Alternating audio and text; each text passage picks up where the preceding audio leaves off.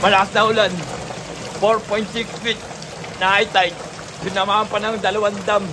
Nagpawala ng tubig. Ganito ang sinapit sa barangay sa Pascual, sa Agonoy, Bulacan. At halos lahat ng barangay sa Agonoy, Bulacan ay ganito kataas ang baha. Pati na rin sa ibang parte ng Bulacan. Nandito tayo sa bahay. Dito sa barangay sa Pascual. Yung mga nakatira dito, umalis na. Dahil nga ganito kataas yung tubig. Ayun, hanggang sa ligo na. Ito yung lababo nila. Ito. Lubog. Ito na yung sa Pasimano. Ayun, nakita nyo, sa laot na yung palaisdaan. Dahil nga, lagi ganito yung sitwasyon dito. Umalis na yung nakatira sa ibang lugar na tumira. Dito tayo sa isa sa abandonadong bahay rin. Dito sa San Pascual. Ganon din. Ayan, hanggang liig din ang tubig. Kaya lumisan na yung mga nakatira dito. Pero yung painting ko buhay pa kasi ayan, mataas yan. Ayun yung pinaka ano nila. Sahid. Kisame. Ay, nandito po tayo sa isang eskinita sa barangay San Pascual. Makita nyo nga ho yung baha. Ayan o. Tapos, ere po. Hanggang dito pa po kanina inabot. Ay, tanya si nanay o.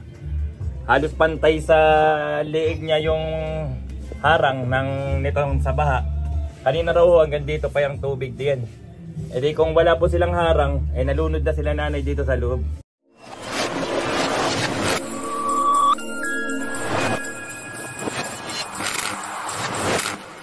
What's up mga guys? Welcome back kay Baroro TV.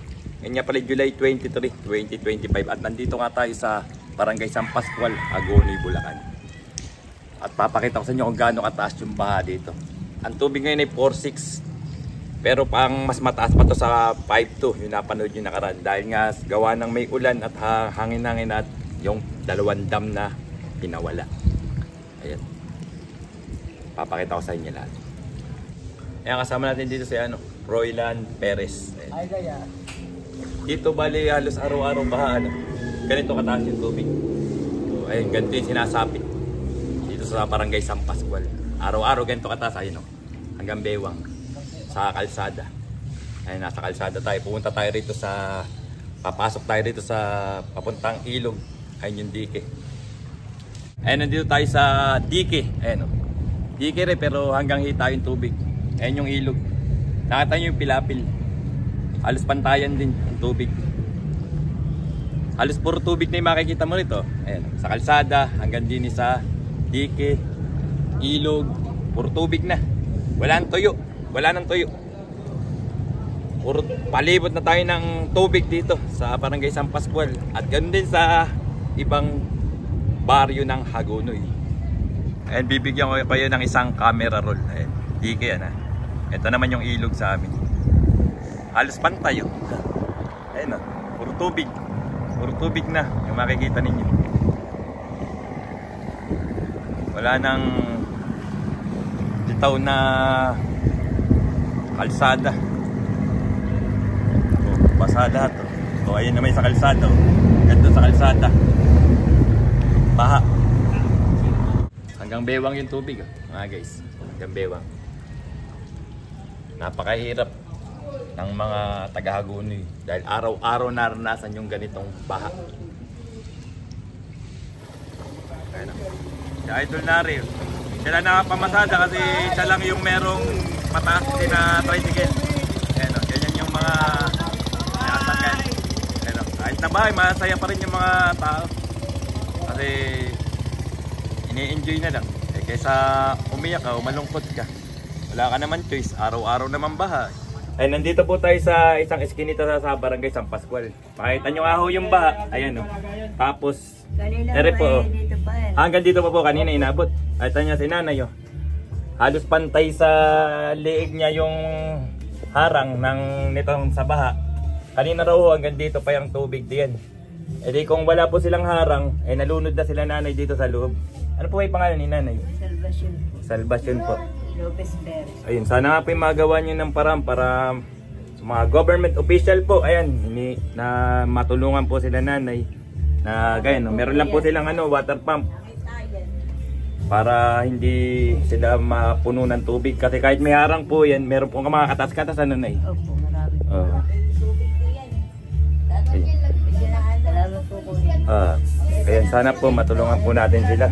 Halos karamihan po dito sa Barangay San Pascual, ganyan po inaabot. Nung una nga pong laki, nabot tayo dryan ma. O tama po, marami pang nalulubog, ano. Buti na lang may nagawang paraan na ganyan. Pero napakahirap po talaga ng kalagayan dito sa Barangay San Pascual. Salamat po. Maraming salamat po po. At dito nga, hindi na nga ako makakababa, iskinita yan. Dahil lulubog nga raw ang ulo ko na rin, maglalangoy na. Ganun katindi ang baha rito. So nakita nyo kung gano'n ka, dahil nga lubog na nga yung ulo ko, wala na rin nakatira diyan. Lumikas na, lumisa na yung mga nakatira. Natatanaw nyo yun, pilapilin sa palaisdaan. Pero kapraso na lang, malulubog na rin sa baha. Maghahalo na yung tubig doon at tubig sa baha. Sasapol na. Malakas na ulan, 4.6 feet na high tide. Sinamahan pa ng 2 dam.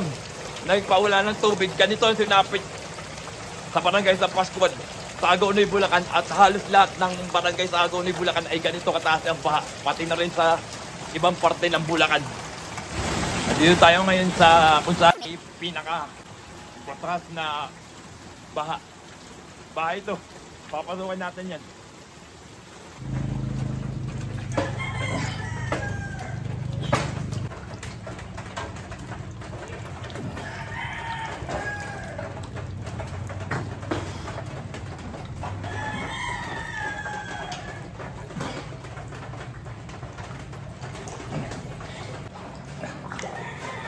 Nandito tayo sa bahay, dito sa Barangay San Pascual. Yung mga nakatira dito, umalis na. Dahil nga ganito kataas yung tubig. Ayun, hanggang sa ligo na. Ito yung lababo nila, ito. Lubog. Ito na yung sa Pasimano. Ayun, nakita nyo, sa laot na yung palaisdaan. Dahil nga, lagi ganito yung sitwasyon dito. Umalis na yung nakatira sa ibang lugar na tumira. Kaya yung bahay na itong bali na sayang na. Ayun, ganyan na lang saya. At maraming bahay sa Hagonoy na maraming ganito yung kalalim. At sa ibang lugar na tumitira. At masasayang nga rin naman kasi ipapagawa makapakalaki ng abuting gastos. Kaya sana magkaroon ng solusyon para mawala yung ganitong kataas na baha dito sa amin sa Hagonoy. Lalo ngayon at nagpawala pa yung 2 dam, tapos meron pang ulan at hangin. Gawa ng may paparating nga namang bagong bagyo. Napakalakas ng ulan mga guys. Mag-iingat po tayong lahat. Mga guys, papasok tayo ulit sa isa sa inabando ng bahay dito sa Barangay San Pascual dahil sa araw-araw na mataas na baha. Kasi nandito tayo sa isa sa abandonadong bahay rin dito sa San Pascual. Ganon din. Ayan, hanggang liig din ang tubig. Kaya lumisa na yung mga nakatira dito. Pero yung painting ko buhay pa kasi ayan, mataas yan. Ayun yung pinaka nila. Sahid, Kisame. Gaya nga sabi ko sa inyo, karamihan ng tao rito sa Hagonoy lumisa na. Ayun lang ang hiling ko at hiling ng aming mga kababayan dito na sana'y matulungan ka kami. Kasi napakahirap po ng ganito. Lagi kang magpapataas, magpapagawa ng bahay, ang mahal na rin ng materialis at ng manggagawa. At nanginginig na nga ako, kaya gumagalaw-galaw na yung ating camera. At dito ko na natatapusin ang aking video mga guys. Maraming salamat sa inyong panonood. Nanginginig na ako. Palagi nyo tatandaan, with God, nothing is impossible. Bye guys, God bless you all. Yeah. Bye-bye.